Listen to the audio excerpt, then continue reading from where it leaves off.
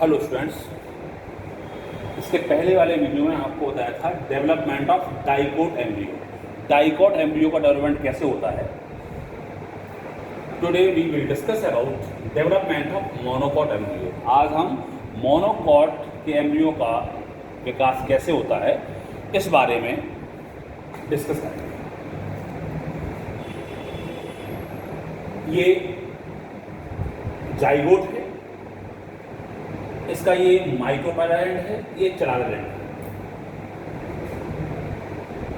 Dicot में हम देखते थे कि ये दो सेल में विभक्त होता था, टर्मिनल सेल और बेसल सेल, लेकिन इसमें ये दो माइटोटिक डिवीजन के द्वारा तीन सेल में बढ़ता है।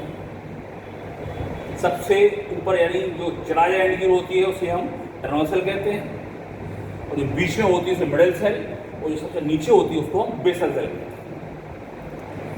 हैं। इसमें जो बेसल सेल है ये इसका कोई यूज विशेष नहीं है, बाद में ये डीजेनरेट होती है। जबकि डाइकॉट में ये सस्पेंसर बनाती थी, काफ़ी प्रभावित होती थी, लेकिन मोनोकॉट में ये बाद में डीजेनरेट हो जाती है और उसका विशेष कोई काम नहीं है कि न्यूट्रिटिव टिश्यू के रूप में काम आया है। और जो टर्मिनल सेल है ये बनाती है कॉर्डिटन। मुख्य इसका काम है वो मिडिल सेल का है। मिडिल सेल ही ये एम्ब्रियो का निर्माण करती है, जिसमें प्ल्यूर part, radicle, epicotyl, hypocotyl, suspensor,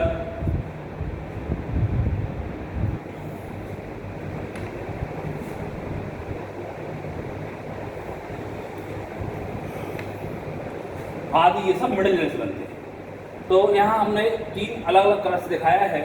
ये है बेसल सेल, और जो मिडिल सेल है वो बहुत सारे डिवीजन उसमें होते हैं और एक सेल का मास बनता है। और ये ऊपर वाली टर्मिनल सेल है ये कॉर्डिन बनाती है। अब ये जो टर्मिनल सेल है उसने बना दी कॉर्डिन को, जो कि पेपरी और थिन होती है, जिसे हम स्क्यूटैलन कहते हैं। और एम्ब्रियो है, एम्ब्रियो के पार्ट है, ये है रेडिकल, इसके ऊपर शीथ चढ़ जाता है तब इसको हम कॉल्यूराइजा कहते हैं। और ये प्ल्यूर पार्ट है, इसके ऊपर भी शीथ चढ़ जाता है, उसको हम कॉलिप्टाइल कहते हैं। ये डाइकॉट के रेडिकल और प्ल्यूमूल हैं, लेकिन इसमें चूंकि ये शीथ इन पे कवर्ड हो जाता है शीथ द्वारा, तो ये रेडिकल का नाम हो जाता है कॉल्यूराइजा और प्ल्यूमूल का नाम हो जाता है कॉलिप्टाइल। कॉलिप्टाइल के नीचे एपिकोटाइल होता है, और ये कॉटिलिटरी नोड होती है, और इसके बाद ये होता है हाइपोकोटाइल, और यहाँ थोड़ा सा बहुत छोटा सा ये सस्पेंसर होता है जो बाद में डीएनएट हो जाता है। ये है बेसल सेल। अब एक्चुअली एम्ब्रियो है, ये केवल एम्ब्रियो यहाँ हम दिखा रहे हैं क्योंकि ये बेसल सेल और सस्पेंसर ये दोनों डीएनएट हो जाते हैं, और डीएनएट के बाद केवल ये एम्ब्रियो। तो इसमें ये है कॉलिप्टाइल, और ये है कॉलिराइजा, और ये है एम्ब्रियो, और ये है कॉर्डिटन। इसमें जो प्ल्यूमूल के ऊपर शीथ आ जाते हैं, यहाँ रेडिकल के ऊपर शीथ आ जाते हैं, तो इसको कॉलिराइजा कहते हैं, उसको कॉलिप्टाइल कहते हैं।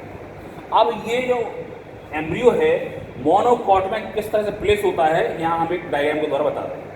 ये मेज ग्रेन है, मेज ग्रेन का ये एंडोस्पर्म है, इसके चारों जो लेयर होती है उसको एलिरोन लेयर कहते हैं, और ये स्टार की एंडोस्पर्म है, और ये एपिथेलियम है जो इसको दो पार्ट में बांटती है, छोटा वाला पार्ट और ये बड़ा।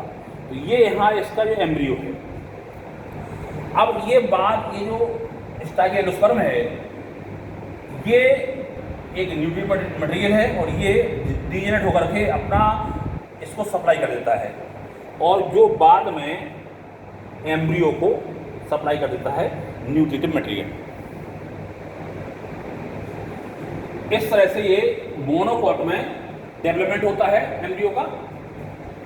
एक बार फिर से देखें कि diploid zygote undergoes the two successive mitotic divisions, resulted 3 cells are formed: terminal cell, middle cell and basal cell.